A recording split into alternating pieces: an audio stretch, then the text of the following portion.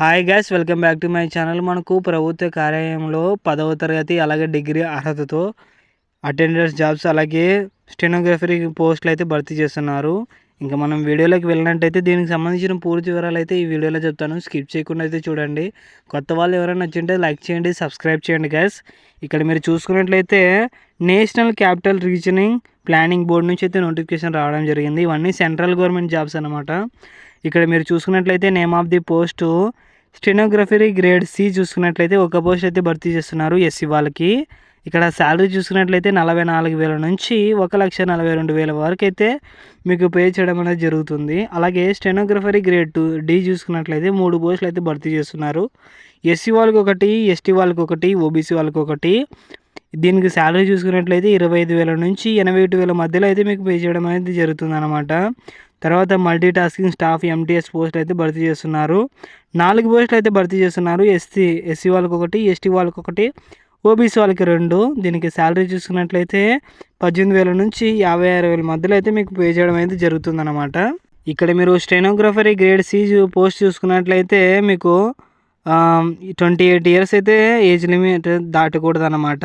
ఇక్కడ education qualification చూసుకున్నట్లయితే graduation with speed 120 words per minute in Sutherland and అలాగే 40 words per minute typing English. 40 words per minute అయితే మీరు English type చేయగలగాలి, లేదంటే హిందీ అయినా టైప్ చేయొచ్చు 35 వర్డ్స్ పర్ మినిట్కి.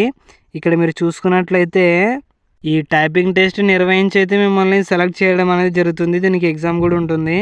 ఇక్కడ కింద చూసుకున్నట్లయితే స్టెనోగ్రఫీ గ్రేడ్ డి చూసుకున్నట్లయితే 28 సంవత్సరాలు అయితే దాటకూడదు అన్నమాట. అలాగే ఎడ్యుకేషన్ క్వాలిఫికేషన్ చూసుకున్నట్లయితే గ్రాడ్యుయేషన్ ఇన్ ఎనీ సబ్జెక్ట్, అంటే ఎనీ డిగ్రీ అయినా సరిపోతుంది అనమాట. 40 వర్డ్స్ పర్ మినిట్కి అయితే ఇంగ్లీష్ అయితే టైప్ చేయగలగాలి. అలాగే మీకు డిప్లొమా ఇన్ కంప్యూటర్ అప్లికేషన్స్ అయితే వచ్చి ఉండాలన్నమాట. ఇక్కడ మీరు డైరెక్ట్ సెలక్షన్ మెథడ్ చూసుకున్నట్లయితే internal candidates have request qualifications, అంటే మిమ్మల్ని అయితే ఎలిజిబుల్ ఎవరైతే అప్లికేషన్స్ అయితే పెట్టుకుంటారో వాళ్ళని స్కిల్ టెస్ట్ అయితే కండక్ట్ చేసి వీళ్ళని అయితే సెలెక్ట్ చేస్తారన్నమాట. ఇక్కడ మల్టీ టాస్కింగ్ స్టాఫ్ చూసుకున్నట్లయితే ఇక్కడ మీరు 18 సంవత్సరాల నుంచి 27 సంవత్సరాలు అయితే మధ్యలో వయసు అయితే ఉండాలన్నమాట.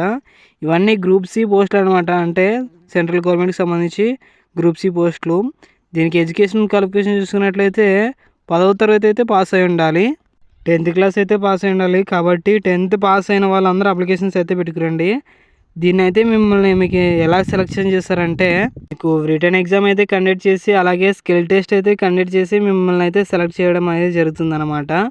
రిటర్న్ ఎగ్జామ్ ఇక్కడ టాపిక్స్ చూసుకున్నట్లయితే జనరల్ ఇంటెలిజెన్స్ అలాగే రీజనింగ్, తర్వాత general awareness and quantitative aptitude, ఇవన్నీ టాపిక్స్ పైన మీకైతే క్వశ్చన్లు అడిగి మిమ్మల్ని అయితే ఎగ్జామ్స్ అయితే కండక్ట్ చేసి మిమ్మల్ని సెలెక్ట్ అయితే చేస్తారన్నమాట.